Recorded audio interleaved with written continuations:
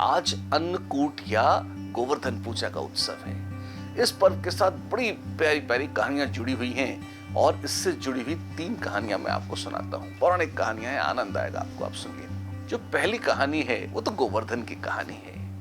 इंद्र को अहंकार हो गया था कि वे सबको पानी बरसाकर भोजन देते हैं। इंद्र भूल गए थे कि वो प्रकृति के एक शक्ति मात्र हैं, भोजन देने वाले और संसार को चलाने वाले ईश्वर हैं। और जब इंद्र की पूजा गोकुल में बंद कर दी गई तो इंद्र ने धारासार बारिश करी। इसी दिन भगवान कृष्ण ने, छोटे से नन्हे से भगवान कृष्ण ने अपनी छोटी उंगली पर पूरे गोवर्धन पर्वत को धारण किया था और पूरे वृंदावन को बचाया था, सारे गोकुल को बचाया था।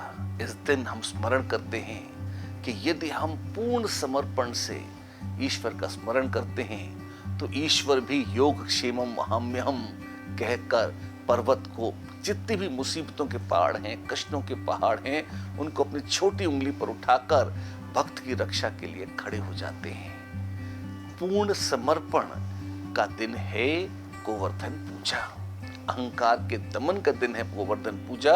ये आज ही के दिन हुआ था, इसीलिए हम गोवर्धन की पूजा करते हैं आज। दूसरी कथा जुड़ी हुई है वामन अवतार से।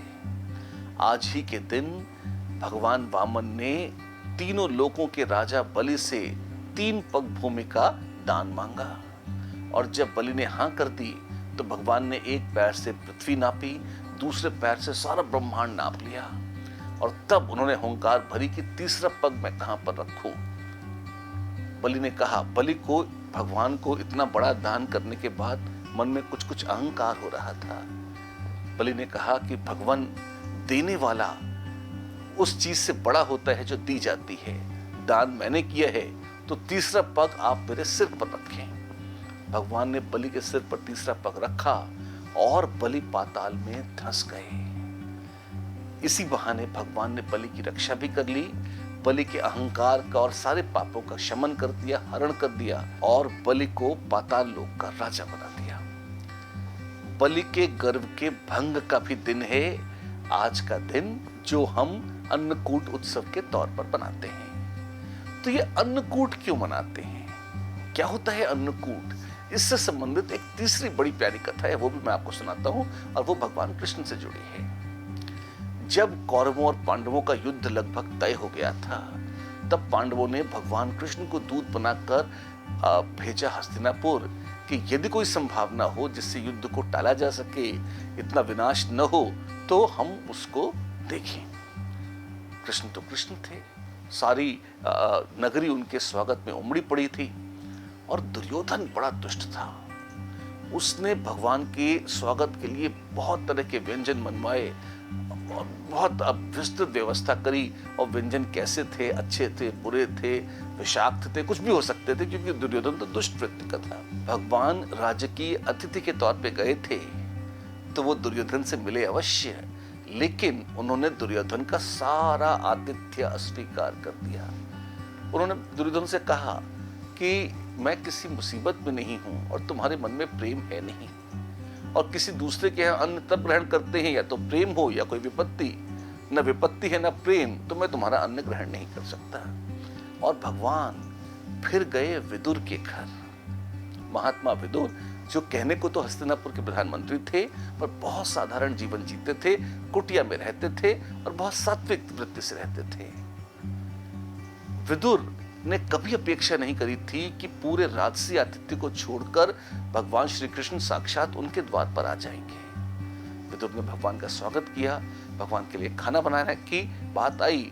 अब विदुर की कुटिया में जो कुछ उपलब्ध था, भगवान विदुर की पत्नी ने उस सारे शाक को, सब्जी को मिलाकर भगवान का भोजन बना दिया और वो जो भगवान को भोजन परोसा गया, भगवान ने बहुत आनंद से, पूरी तृप्ति से स्वाद लेकर उसे खाया।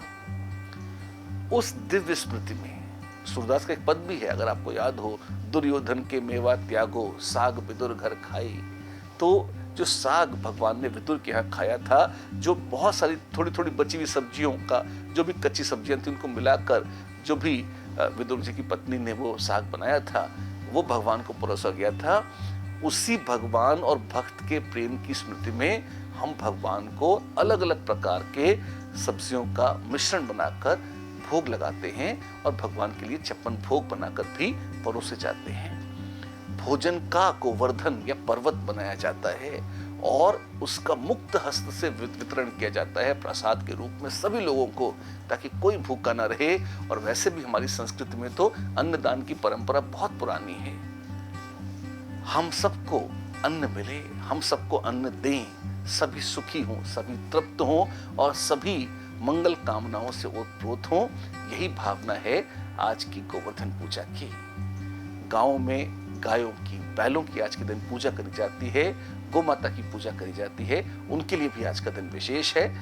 आप सभी को गोवर्धन पूजा की व्यास एडुकेशन की ओर से बहुत बहुत शुभकामनाएं, मंगल कामनाएं। और ईश्वर आपके हृदय में आपके सारे अहंकार का हरण करके पूरे आशीर्वाद देते हुए, धन धान्य से भरपूर रखते हुए निवास करें। इसी मंगल कामना के साथ जय जय।